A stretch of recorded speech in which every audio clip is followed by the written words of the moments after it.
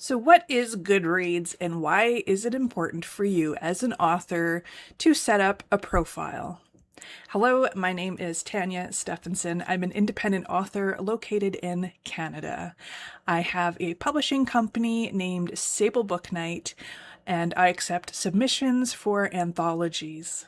If you're interested in finding out more about the available submissions that are currently open, please visit sablebooknight.ca/submissions. So you probably know what Goodreads is, or maybe you've heard about it and don't really know a lot about it. So here's a little overview for those of you who aren't as familiar, or a little reminder for those who do. Goodreads is owned by Amazon. Yes, of course it is. What isn't owned by Amazon when it comes to book publishing and reviews? Goodreads wasn't always owned by Amazon, but it is a great platform both for readers and authors alike. For readers, it allows readers to set reading goals, track what books they're reading, and what their status is in that book, how far along they are.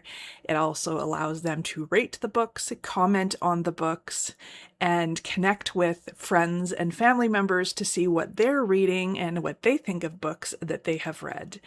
This opens up a whole other world of opportunity for readers to be suggested books that they might like, and to be notified when a new book is published by authors that they have enjoyed.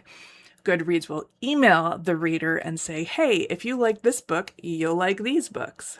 When it comes down to being an author, it's very important for you to set up your own author page, especially if you have publications available online. Now, if you publish on Amazon KDP, Amazon will actually automatically update your book and list it on Goodreads. Now, if you haven't published on Amazon, you can manually add a book by taking a picture of the cover and going in to add the book. You manually type in the description, you enter in the ISBN number, so that when readers find your book and they want to read it or they have read it, they can scan the barcode or they can search by the title and author name and find the book so that they can rate it. The biggest thing about being an author on Goodreads is it allows other readers to see how good your books are, if it's something that will interest them, and you get an overall author rating. So for example, for me, my average author rating is 4.02 stars, which means across all of the reviews and ratings that I have gotten on Goodreads, which is also coming from Amazon and directly on the Goodreads platform, my average rating is 4 stars, which is pretty damn good. At least I'm not like a 1-star or a 2-star author. So say somebody goes to a bookstore in which I am selling said book. They can go to Goodreads, search the title, or just use their phone, their camera, to scan the barcode, and they can see what other people thought about the book. They can read all the comments, they can see all of the ratings, what people did and didn't like, and it'll help them decide whether or not to purchase that book.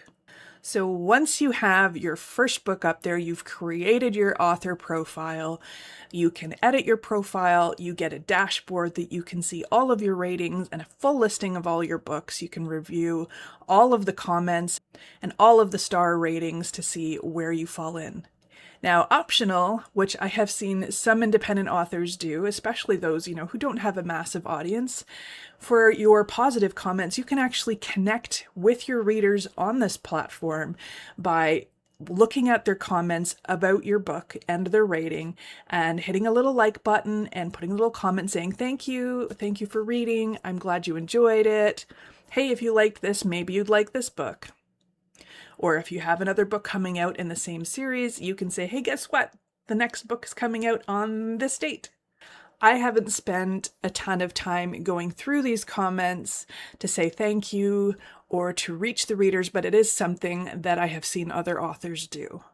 So overall, I really feel that Goodreads is extremely important for authors, whether you publish online or not. I know some authors who prefer to stay completely offline, but you can still have your books on Goodreads, especially if you're selling to the public, you're going to vendor markets, you're selling your books in local stores.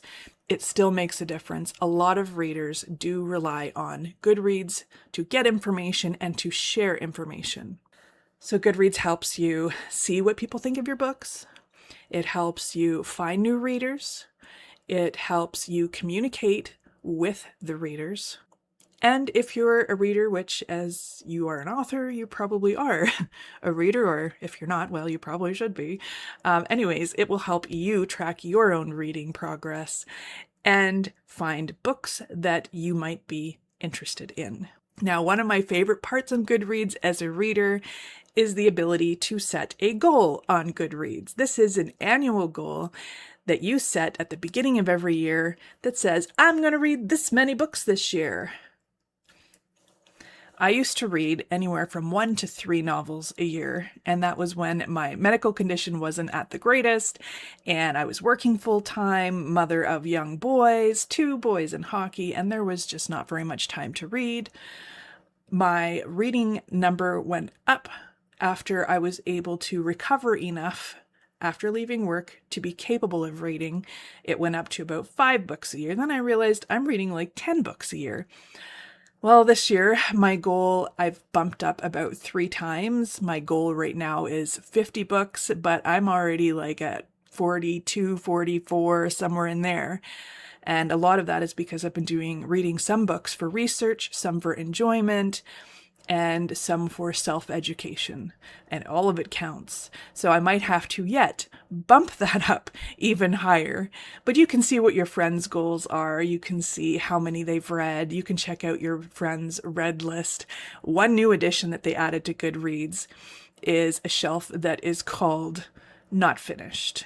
So if there's a book you start, you didn't enjoy it, you don't want to leave a bad rating, but you don't want to finish it either, then you just click on your book to update your reading progress, and you can move it to the shelf called Not Finished. Then you know which books that you tried to read and you just couldn't do it for whatever reason. I added one this year, and I'm not going to talk about which one it was, but it was just too slow for me. Anyways, if you don't have Goodreads, get it. It's on the computer, it's on the website, it's an app on your phone. You can use it everywhere you go. Have a great rest of your day, afternoon, evening, night, or whatever, and I gotta get this phone call. Hello?